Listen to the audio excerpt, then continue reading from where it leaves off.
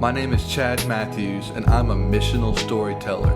I've traveled all over the country building friendships with men and women experiencing homelessness, capturing their stories and seeing how they live. Now I'm back home in East Texas, where I've asked 15 of my best friends to share their story of what it's like to live life on the street.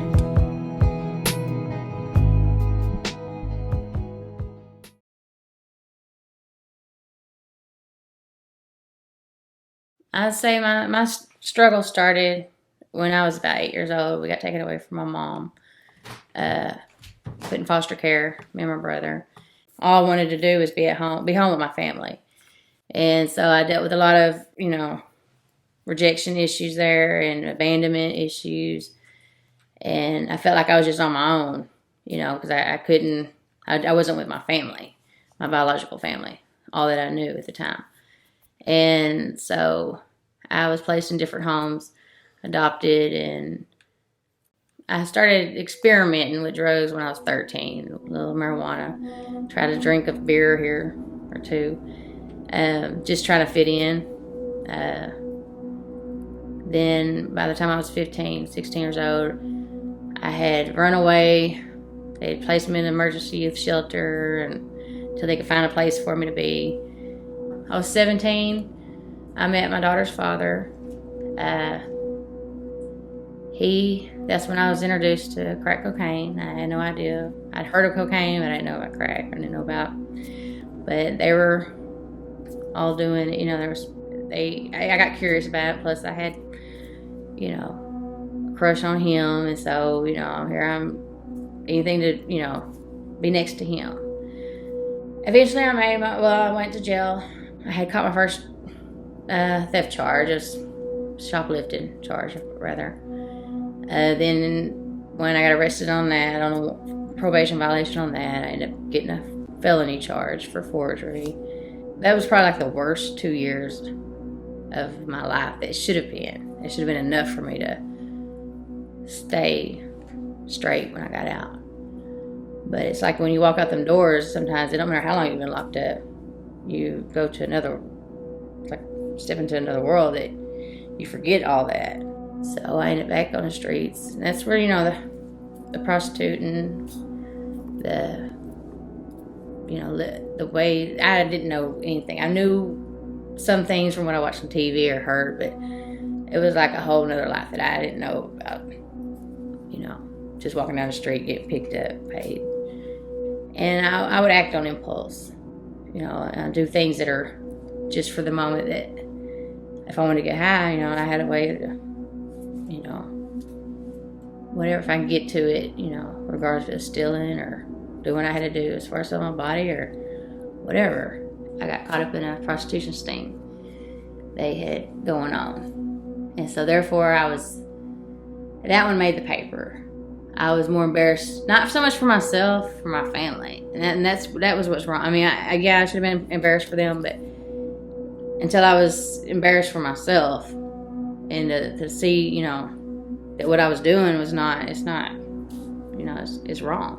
Okay, let me rewind a little bit there. I went to the recovery center. When I went in there, I expected them to, that was the main thing. By the time I come out of there, graduated from there, I expected them to fix me. I thought, okay, I'll go to rehab or, get some treatment that they're going to cure me from, this disease or addiction and whatever's going on with me. Only you know what's inside, what's going on, the counselors tell you, they can help dig it out, but to get to the root of the problem. And I know mine goes way back to when I was younger and rejection, feeling like I was rejected and abandoned and, that nobody wanted me, and looking for that unconditional love, because I was locked up, during the times I was locked up, I'd see families, that the people that I was locked up with, their families were still there, every visitation, it's like, why can't I have that, So that little girl in me was still, searching for that, wanting that, even my mom. And what's crazy about it is I had to talk myself into relapsing. I really didn't want to, but then it was like, all I knew is if I ain't got something to depend on to I guess it's replacing one addiction with another. And I believe that was one of my addictions, is thriving on having that, that male companionship to determine my value of myself, to value me, or what my value, self-worth is. And, my mom, she stepped in and tried to do a lot for me, more than she'd ever had. And by this time, it was too late.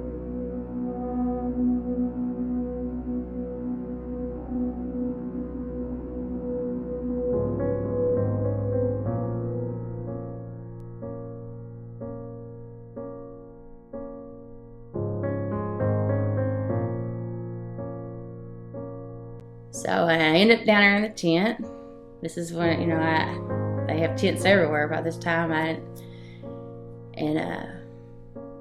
So I ended up down there, and I was miserable the whole time.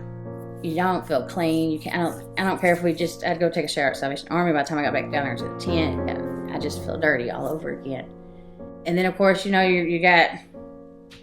with different people that are around you. That's got tents around you too. You don't know what kind of people you're really dealing with. You think you do because you see them every day, but then you just never know. You don't put nothing past anybody. And so you always have to keep that guard up. But I was just like, finally one day I was just like, I'm not living like this. I decided, I'm going home. For the first time in 15 years, I'm not on paper and not facing anything to be on paper. Not having to look over my shoulder, not having to be here and here and here, like, on everybody else's time. And so it's a relief. And it's still a struggle. We have daily struggles. But, and that's what I tell anybody. It's easy to get off drugs. It's easy to get off the streets. It's staying off of it. God isn't through with me. I never thought I would be married. I've always wanted to be married. All the desires, not all of them, but as far as getting married, having somebody that loves me for me, and knows where I've been and what I've done. This is the beginning of another, I guess, it's not the ending of a happy story, it's the beginning of it, I believe. Because the ministry's in us, and I know I have that desire to be able to reach out to other girls like myself, and people that I can understand where they're coming from, but, and can maybe, I can't save them, but I can live my life by example and give them hope that you don't have to live that way. You don't have to stay there. There's other options. When you get to the point where everybody has their own time that they get tired. It might not be 5 years from now that it happens, but you're going to get there. And I know God still works on me. But today I can feel, I got all teared up. I feel those feelings now, to where I used to avoid them and didn't deal with them. So it's good that it's good that I feel them. And I know that's God working. But God has it all planned out. And I know, as long as I let Him have control and me not try to steer the wheel and go my direction, it's, there's going to be hard days, but, I know that with Him, I trust, and I trust that He's going to get me through it.